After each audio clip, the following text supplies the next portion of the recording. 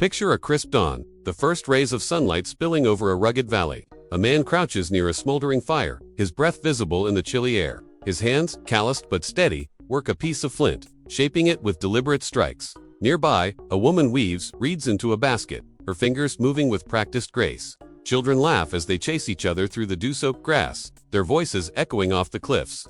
This is no scene from a cartoon or a dusty museum. Diorama, this is life, vibrant and complex. Some 30,000 years ago. But when you hear the word caveman, what comes to mind? A grunting, club-wielding brute, dragging his knuckles through a barren world.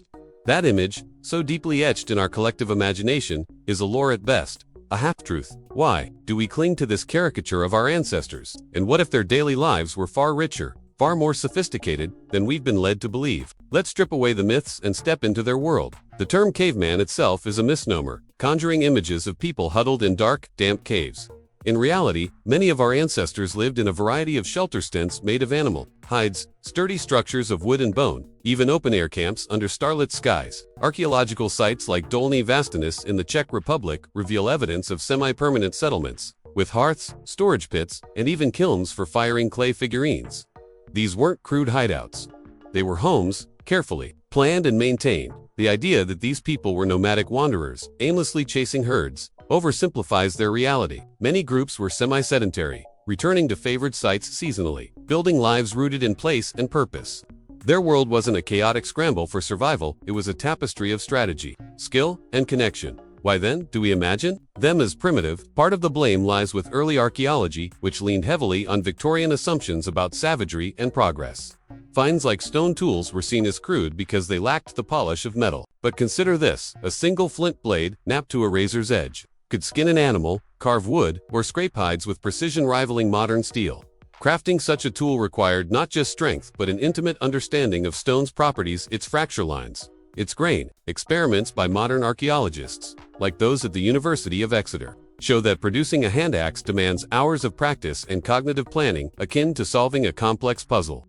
These weren't the clumsy efforts of simple minds, they were the work of artisans. Now, let's follow a day in their lives. As the sun climbs, the camp stirs. A group of hunters prepares to track a herd of reindeer. But this is no reckless chase. Ethnographic studies of modern hunter-gatherer societies, like the San of southern Africa, suggest our ancestors hunted with meticulous coordination. They read the landscape: trampled grass, broken twigs, the faintest hoofprints in the mud. They communicated with gestures, perhaps even two languages, planning ambushes that leveraged cliffs or riverbeds to corner their prey. Bows and arrows, once thought to be a later invention, have been found at sites like Stellmore in Germany, dating back 10,000 years, hinting at even earlier use. These hunters weren't just strong, they were strategic, patient, and deeply attuned to their environment. Meanwhile, back at the camp, others are equally busy. Gathering, often dismissed as secondary to hunting, was a cornerstone of survival. Women, men, and even children foraged for berries, roots, and nuts, contributing up to 70% of the group's calories, according to studies of modern forager diets. This wasn't random picking. It required encyclopedic knowledge of plants, they ripened, where they grew, how to process them. At sites like Ohalo II, in Israel, 23,000-year-old remains of wild wheat and barley show that our ancestors were grinding seeds into flour long before farming began. Imagine the scene. A woman pounds grains with a stone mortar, her hands dusted with flour, while another roasts roots over the fire, their earthy aroma mingling with the smoke. These were the first chefs, experimenting with flavors and textures, turning the wild into sustenance. But life wasn't just about food. Our ancestors wove intricate social bonds that rivaled any modern community. Take the evidence from a site in Russia where 34,000-year-old burials reveal bodies adorned with thousands of ivory beads. Crafting a single bead took hours of grinding and drilling, meaning the entire ensemble represented years of collective effort. Why go to such lengths? These weren't mere decorations, they were symbols of status, identity, and connection, signaling roles within the group or ties between communities. Anthropologists argue that such adornments point to complex social structures, perhaps clans, alliances, or even early forms of trade. Far from isolated, these people likely exchanged goods, stories, and mates across vast distances, as shown by Baltic amber, found in caves hundreds of miles from its source. What about their minds? The stereotype of the grunting caveman ignores the spark of creativity that defined them. At Chauvet Cave in France, 36,000-year-old paintings depict lions, rhinos, and horses with breathtaking detail. These weren't random scribbles. They required planning, perspective, and an understanding of light and shadow. Some scholars suggest these artworks served ritual purposes, tying the community to the spiritual world. Others see them as early storytelling, capturing the drama of the hunt. Either way, they reveal a capacity for imagination, for grappling with life's mysteries. And it wasn't just art. At Blombos Cave in South Africa, 70,000-year-old ochre plaques bear geometric engravings, possibly the earliest signs of symbolic thought. These were people who thought abstractly, who sought meaning beyond the immediate. Their ingenuity extended to technology. Consider the atlatl, a spear thrower that amplified the force of a hunter's arm, sending projectiles with lethal precision. Or the sewing needle, found at sites like Kostenki in Russia, dating back 40,000 years. These tiny tools, carved from bone, allowed our ancestors to stitch tailored clothing. Think fitted tunics and leggings, not crude pelts. Such garments weren't just practical. They were expressions of identity, perhaps decorated with beads or dyed with plant pigments. Every tool, every stitch, was a testament to their ability to solve problems, to bend the world to their needs. As the day winds down, the camp glows under the setting sun. The hunters return, their haul slung over shoulders. The group gathers around the fire, sharing food, laughter, and stories. Children listen wide-eyed as elders recount the days, triumphs or tales of the stars above. This moment, so human, so familiar, shatters the myth of the primitive. These were people who loved, who grieved, who dreamed. Their lives were not a relentless struggle but a delicate balance of work, play, and connection. They didn't just survive. They thrived, laying the foundations for everything we are. So why does this matter to us? Sitting in our climate-controlled homes, scrolling screens, because their legacy is ours. The tools they crafted, the communities they built, the stories they told, these are the roots of our cities, our technologies, our art. To dismiss them as simple as to misunderstand ourselves. What if we saw their lives not as a primitive prelude but as a masterclass in resilience and ingenuity? What lessons could we draw from their harmony with the land, their ability to create meaning from the raw materials of existence? Their harmony with the land wasn't just practical, it was profound. Every river, every grove, every herd was part of a living web they understood intimately.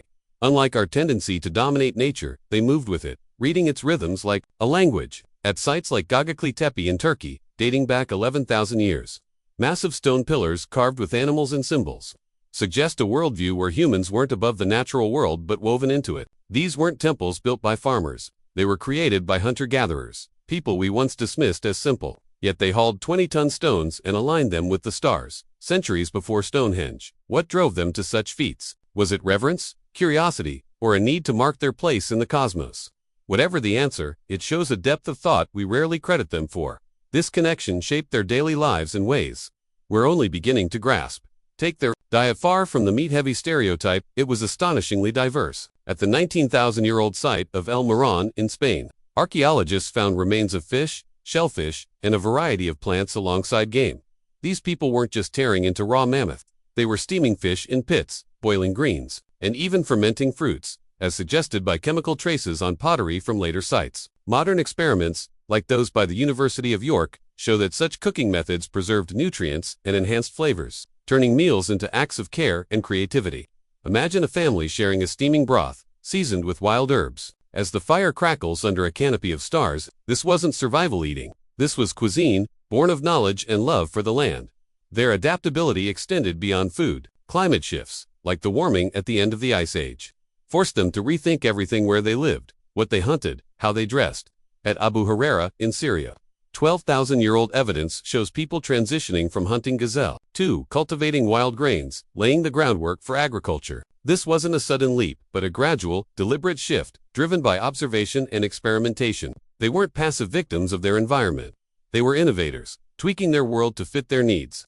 Compare that to our own struggles with climate change. How often do we assume technology alone will save us, when our ancestors leaned on ingenuity and community? Community was their true strength. The myth of the solitary caveman ignores the intricate networks that sustained them. At Pinsevent in France, a 12,000-year-old campsite reveals a division of labor: hunters, toolmakers, hideworkers, all collaborating with precision. Women likely played central roles, not just in gathering, but in crafting, teaching, and decision, as seen in ethnographic parallels like the Agda of the Philippines, where women hunt and lead. These weren't rigid hierarchies but fluid systems, where roles shifted with need. A hunter might weave nets one day, a child might learn to flake stone the next. Everyone contributed, everyone mattered. Can we say the same of our fragmented societies, where connection often feels like a luxury? Their resilience wasn't just physical, it was emotional. Life was hard, no question.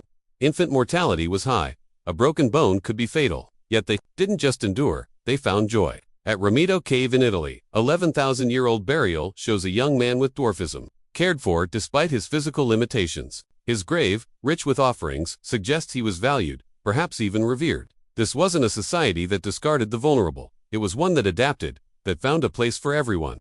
And they celebrated Docker-stained bones at sites, like Hilazon Tachtit in Israel, hint at feasts, dances, rituals that bound them together. Picture it, drums pulsing, voices rising, bodies painted red under the moonlight. These were moments of transcendence, of shared humanity. That humanity shines in their art too. The 17,000-year-old Lascaux cave paintings aren't just beautiful, they're a window into their minds. Animals leap across the walls, rendered with such vitality you can almost hear their hoofbeats. Some figures, like the bird-headed man, suggest stories or myths, blending the real and the imagined.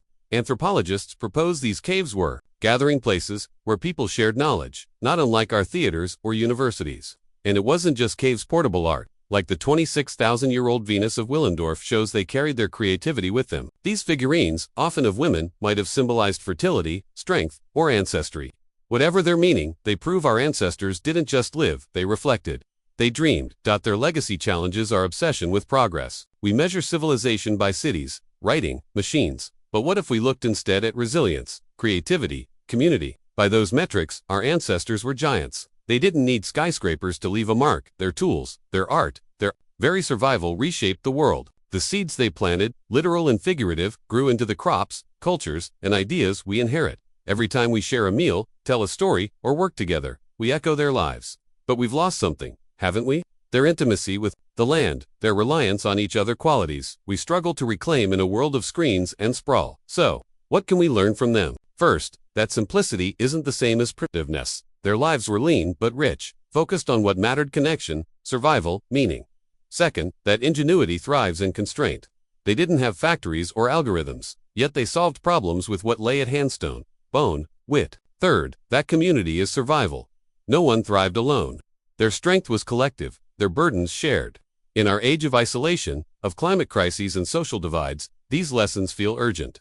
What if we listened to the land again? Not as a resource but as a partner. What if we rebuilt communities where everyone has a role, where no one is left behind? This isn't about romanticizing the past. Their lives were tough, their world unforgiving.